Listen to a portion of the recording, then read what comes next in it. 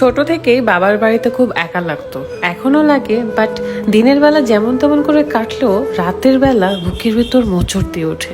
অনেক একা লাগে, ফাঁকা লাগে আমার এই বাড়িটা। ছোটবেলায় বিথি রান্না করতো, এখনো রান্না করে, শুধু একটাই পার্থক্য, ছোটবেলায় রান্না তেমন পারতো না, সেদ্ধ হতো না, লবণ হতো না, কিন্তু এখন পারফেক্টলি পারে, মেহমানদেরকে আপ্যায়ন করতে পারে। রুকাইয়া তার নানুর বাড়িতে আসার পর থেকে তার নানুর সাথে বায়না ধরেছে চকলেট খাবে, চিপস খাবে।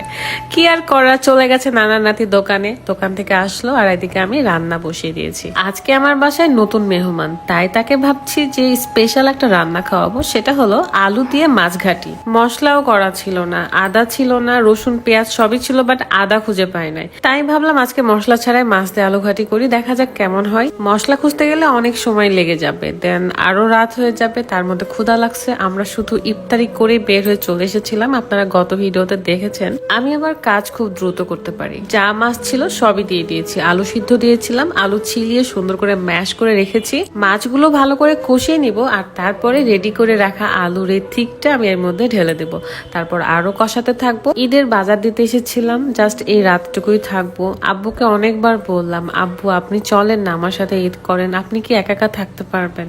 তারপরেও আব্বু বলছেন না, এই বাড়ি রেখে আমি কোথাও যাব না, কোথাও ঈদ করব না। আমি জানি না সে কেন এই বাড়ি ছেড়ে কোথাও যেতে চায় না, আমার খুব খারাপ লাগে। তারপরও আব্বু আমার সাথে যাবে না। মাঝে মাঝে ভাবি দিনের বেলা যেমন তেমন করে কাটলেও রাতের বেলা তো আমার অনেক খারাপ লাগে, বুকের ভিতরটা ব্যথা হয়। এই বাড়িতে অনেক কিছু মিস করি আমি। তাহলে তো আমার মতো আমার আব্বুরও হওয়ার কথা, তাই না? কত বছর ধরে সে একা একা আছে, তার মানে তো আমার কষ্টের থেকে, আমার ফিলিং এর থেকেও হাজার গুণ বেশি কষ্ট আমার আব্বুর। তারপরও সে বোঝাতে দেয় না। জানেন, আব্বু অনেক খুশি হয় যখন আমি বাসায় আসি, বাট যখন সে দেখে যে আমি 2টা দিনও থাকতে পারতেছি না, তখন আব্বু অনেক কষ্ট পায়। কি করব, বিয়ে হয়ে গেছে, সংসার রেখে এখানে বেশি দিন থাকতেও পারবো না, আমার আব্বুকে নিয়ে যেও রাখতে পারবো না। লাইফটা এমন কেন? আমার আব্বুর খুব পছন্দের একটা মাছ, ট্যাংরা মাছ, যেটাকে আমি পেঁয়াজ দিয়ে পুরপুরি করব।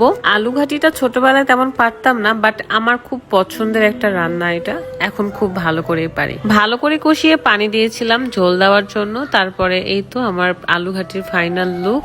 অনেক বেশি মজা হয়েছে, মশলা নাই বাট অনেক মজার ছিল। এখন আমি এই ছোট্ট মাছের তরকারিটা উঠাই দিব। আলু ঘাটির স্বাদ বাড়ানোর জন্য আমি পেঁয়াজ বেরেস্তা করে রেখেছিলাম, যেটা আলু ঘাটির ঝোল দিয়ে আমি ভালো করে মাখিয়ে আবার আলু ঘাটির মধ্যেই দিয়ে দিলাম। ফলে আমার আলু ঘাটির স্মেলটাও বেড়ে যায়, সাথে স্বাদটাও দ্বিগুণ বেড়ে যায়। আপনারা কিন্তু ট্রাই করে দেখতে পারেন। তারপর সময় আসলো খাবারের, অনেক ক্ষুধা লাগছে, আব্বু খেয়ে নিয়েছিল, তাই এখন আর আমাদের সাথে বসলো না। জানেন এখন কয়টা বাজে? এখন বাজে 12টা 10 কিংবা 20 এরকম বেজেছিল। আর এই সময় বসে বসে আমরা খাচ্ছি, জাস্ট ইফতারিতে লাস্ট খাইছিলাম আর খাওয়া দাওয়া করেছিলাম না। আমরা যেহেতু 3 জন ছিলাম, আমি, শম্পা আপু এবং তৃষা, তো 3 জনের প্লেটে আমি ভাত তরকারি সবকিছু বেড়ে দিলাম, সাথে ছোট মাছ। ছোট মাছ আমার অনেক পছন্দ, সেটাও একটু একটু করে সবার প্লেটে দিয়ে দিলাম। আপনারা একটু ইমাজিন করেন তো, যখন আমি ছোট্ট বাচ্চা ছিলাম, ধরে নেন 4 বছর, তখন আমরা 3 বোন 1 ভাই ছিলাম, তো 4টা বাচ্চার সাথে আমার আব্বু, এই 5 জন মিলে যখন রান্না বান্না শেষ করে খেতে বসতাম,